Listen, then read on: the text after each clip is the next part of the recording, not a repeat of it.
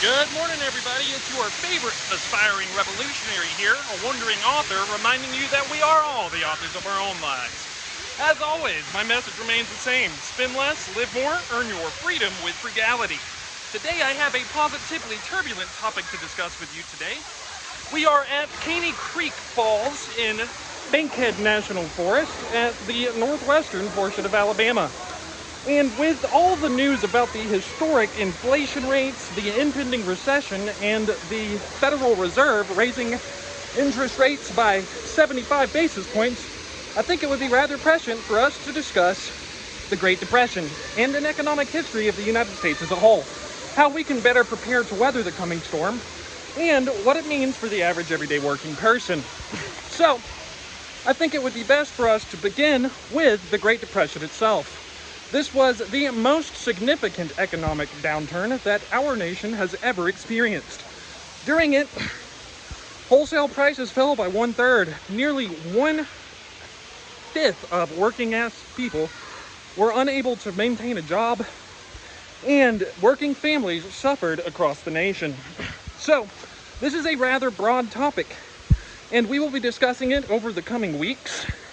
And as always, my message remains the same. Spend less, live more, earn your freedom with frugality. From 1929 to 1939, the world experienced an unprecedented economic downturn. The primary contagion was the 1929 stock market crash that occurred on September 4th. We know this today as Black Tuesday. It left the stock market at roughly 1/2 of its initial value, causing a tremendous spread of negative economic effects. By the end, global GDP fell by 15%. In comparison, the 2008 crisis only resulted in a 1% drop of global GDP, which I'm sure is the worst economic experience that any of us have ever felt. So, fortunately, it isn't all bad. Wholesale prices fell by nearly 1/3 during this time. So suddenly, holding on to your cash became profitable. What that means for us is it's time to start stacking today.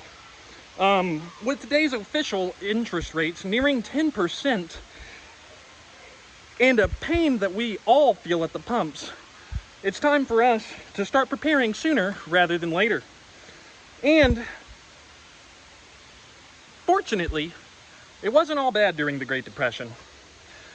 We did see prices fall in response to this, and our nation came together and built some of its greatest public works program, including the National Park System, which I'm enjoying right here, right now. So over the next few weeks, we'll be discussing exactly what caused this tumultuous time period, how it affected the everyday working person, and how we can better prepare to weather this storm together. We have an absolutely insane range of topics to discuss.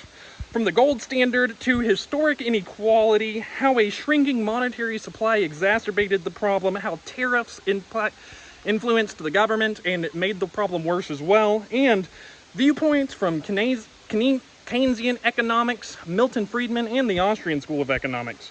We'll even discuss the New Deal, unionization, and the Dust Bowl, which is one of our nation's worst environmental catastrophes. And ultimately, we're going to talk about how this impacted everyday working families and what we can do to better prepare for this ourselves. So, as always, my message remains the same. Spend less, live more, earn your freedom with frugality. What are you guys doing in order to inspire, uplift, and empower your community today? Because you're watching me, and unless we all do something, our part, this world isn't going to change. Upcoming, I will be heading towards Michigan and playing a song at Sleeping Bear Dune National Lakeshore. Along the way, we'll be stopping in Indiana at the Hoosier National Forest.